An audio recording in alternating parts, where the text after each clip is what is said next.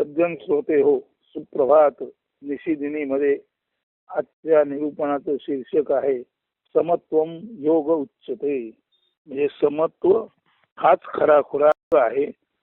समत्वाधीन आचरण, वागणं, असणं, समत्व दृष्टी हेच खरं सहज योग आहे. हाच खरा सहज योग आहे. हीच खरी कुशलता आहे. सुप्रभात सज्जन श्रोते हो. 18 क्रमांकाचा आध्यात्मिक सुभाषित आहे योग वासिष्ठातील. ते वाचतो. अनंतम समतानंदम परमार्थम विदु बुधाः सयेभ्या प्राप्यते नित्यम ते सेव्या शास्त्र साधवा. मराठी रूपांतर. समाचरण समबुद्धी शाश्वत आनंददायी असे ज्ञाते या परमार्थ बोलती करिता साधु संत संगती सेवा उत्तम परमार्थ साधन असे. समाचरण समबुद्धी हीच शाश्वत आनंददायी असते किंवा हीच शाश्वत आनंद देते. ज्ञाते लोक याला परमार्थच म्हणतात. म्हणून साधू संत संगती सेवा उत्तम परमार्थ साधन असे. म्हणून साधू संतांची संगती, त्यांची सेवा हेच उत्तम परमार्थाचे साधन असे. समाचरणालाच शाश्वत आनंद म्हणतात आणि या शाश्वत आनंदालाच साधू परमार्थ म्हणतात. म्हणून परमार्थ साधायचा असेल तर साधू संतांची संगती, त्यांची सेवा हेच उत्तम साधन आहे असा त्याचा अर्थ. समाचरण समबुद्धी शाश्वत आनंददायी असे ज्ञाते या परमार्थ बोलती करिता साधु संत संगती सेवा उत्तम परमार्थ साधन असे. अतिशय स्पष्ट आशय घन असे हे सुभाषित आहे. जोपर्यंत भेदाभेद अमंगल या तत्वाचा बोध होत नाही व तसे प्रत्यक्ष व्यवहारात आचरणही होत नाही तोपर्यंत समत्वम इति योग उच्चते. या श्रीमद भगवद्गीतांतर्गत श्रीकृष्णार्जुन संवादातील अध्याय 2 सांख्ययोग क्रमांक 48 चा जो श्लोक आहे त्याचे महत्वही समजून घेता येणार नाही. तो 48 क्रमांकाचा अध्याय 2 सांख्ययोगातील श्लोक असं सांगतो. योगस्था कुरु कर्माणि संगम त्यक्त्वा धनंजय सिद्ध सिद्ध्यो समो भूत्वा समत्वम योग उच्चते. अर्थात यशापशय निरपेक्ष फलाशा रहित स्थिर समत्व बुद्धीने जरी कर्म सायुज्यता साधे तरी तोची समयोग ओळखे. म्हणून यशापयश याबद्दल निरपेक्ष फलाशा रहित होऊन स्थिर समत्व बुद्धीने जर कर्माशी एकरूप होत आलो तर तोच समयोग किंवा साम्ययोग म्हणून ओळखावा. यशापशय निरपेक्ष फलाशा रहित स्थिर समत्व बुद्धीने जरी कर्म सायुज्यता साधे तरी तोची समयोग ओळखे. पुढे याच अध्यायात श्लोक 50 मध्ये सांगितले आहे की बुद्धियुक्तो जहातीह उभे सुकृत दुष्कृते तस्माद् योगायुज्यस्व योगा कर्मसु कौशलम. आता मराठी रूपांतर आहे. साम्य बुद्धी युक्त जो राही पुण्य पापातीत सहज तो असे कर्माचरणी समत्व योग साधना हीच कौशल्य सहजता असे.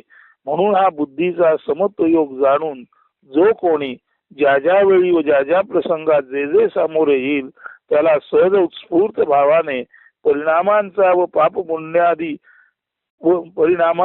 पाप पुण्याधिकांचा विचार न करता विना अभिनिवेश म्हणजे कुठल्याही तऱ्हेचा अतिरेकी सायासी किंवा साहसी भाव न दाखवता अतिउत्साह न दाखवता नैतिक कर्तव्य म्हणून सामोरं जातो, तोंड देतो, तोच समयोगी किंवा प्रसंगोपात म्हणजे प्रसंगाच्या ओघात साम्ययोगी ठरतो. परत ऐका. म्हणून हा बुद्धीचा समत्व योग जाणून जो कोणी ज्या ज्या वेळी व ज्या ज्या प्रसंगात जे जे सामोरे येईल त्याला सहज उत्स्फूर्त भावाने परिणामांचा व पाप पुण्याधिकांचा विचार न करता विना अभिनिवेश म्हणजे कुठल्याही तऱ्हेचा अतिरेकी उत्साह न दाखवता नैतिक कर्तव्य म्हणून सामोरा राहतो किंवा तोंड देतो तोच समयोगी किंवा प्रसंगोपात म्हणजे प्रसंगाच्या ओघात साम्ययोगी ठरतो. म्हणून प्रसंगाच्या ओघात तोच साम्ययोगी ठरतो जो ज्या ज्या वेळी आपल्या समोर जे येते त्याला अत्यंत कर्तव्य भावनेने कुठल्याही तऱ्हेचा अतिरेकी अभिनिवेश न दाखवता पाप पुण्याधिकांचा आणि परिणामांचा विचार न करता जो अशा प्रसंगाला सहज सामोरा जातो त्यालाच साम्ययोगी म्हणतात. ज्याचे सारे जीवनच आणि असा जो साम्ययोगी असतो त्याच किंवा ज्याचे सारे जीवनच अनायासे उत्स्फूर्त सहज व जगव जीवनाशी समत्वाचे म्हणजे समाधीयुक्त किंवा समाधीच्या अधीन असलेले असते. अशा समत्व योगालाच शाश्वत आनंद प्राप्ती करून देणारा परमार्थ म्हणतात. ज्याची प्राप्ती ज्ञानी मुनी संत सज्जन यांच्या सहवासात सेवेत होत असते. म्हणून हा जो समत्वाच्या अधीन असणारा योग आहे तो आपणाला एवढंच सांगतो की ज्या ज्यावेळी जे जे समोर येईल त्याला आपण सहज उत्स्फूर्त भावाने विना अभिनिवेश सामोरे जावे आणि त्यावेळी पापपुण्याधिकांचा विचार करू नये, परिणामांचा विचार करू नये. कारण आपल्या समोर जे येते ते आपल्या समोर देवाने आणि दैवाने आणलेले असते. त्याला तोंड देणे आणि अत्यंत सहज पद्धतीने त्या प्रसंगाशी एकरूप होणे यालाच प्रसंगोपात्त म्हणजे जसा जसा आपल्या समोर ओघात जो जो प्रसंग येईल त्या त्या ओघातून आपल्या समोर आलेल्या प्रसंगाला सहज उत्स्फूर्त भावाने पाप पुण्याधिकांचा विचार न करता परिणामांचा विचार न करता पूर्णत्वाने सामोरे जाणे आणि त्या प्रसंगाशी प्रसंगरूप होऊन तो प्रसंग पार पडला की परत शांत निवांत पद्धतीने पुढील प्रसंगाला सुद्धा त्याच पद्धतीने असं जीवनभर जो सर्व माणसं आणि सर्व जीवन यांना समत्व बुद्धीने सामोरा जातो, समत्व बुद्धीने आचरण ठेवतो त्यालाच साम्य योगी किंवा त्यालाच समत्वम इति योग उच्यते. अशा योगालाच समत्व योग म्हणतात. आणि या समत्व योगामध्ये सहज आचरण आणि अर्थात फलाशा नसणे निरपेक्ष भाव ही महत्वाची गोष्ट असते.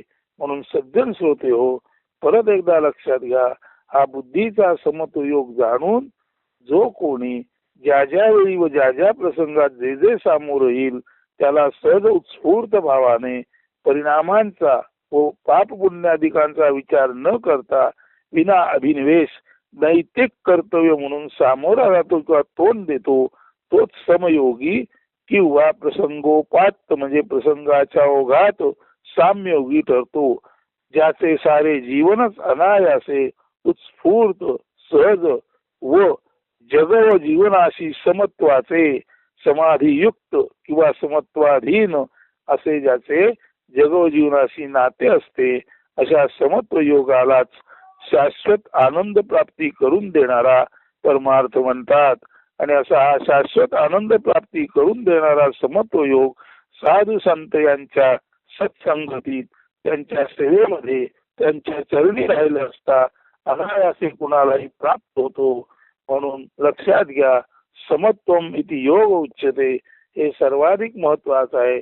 जो जो माणूस समत्वाधीन झाला तो तो माणूस या संपूर्ण जग व जीवनाशी समाधी रूप झाला आणि अशा समाधीत असतानाच एक दिवस त्याचा देह पडतो आणि सर्वाशी एकरूप झालेला जिवंत असताना जगजीवनाशी एकरूप झालेला हा समाधीतील पुरुष जीवन संपल्यानंतर सुद्धा कैवल्याशी समाधी पावतो आणि संसारात हा साम्ययोगी जो असतो तो देह पडल्यानंतर कैवल्य योगी होतो आणि केवळ असणेपणी अशी पदावर शाश्वत स्थिर जणू काही नव्हे परमेश्वर होऊनच राहतो. अस्तु. धन्यवाद. आपण या चिंतनाचा नीट आस्वाद घ्या आणि पहा आपणाला काही याबाबत प्रगती साध्य होऊ शकते किंवा कसं. अस्तु. धन्यवाद. सुदिन सुप्रभात.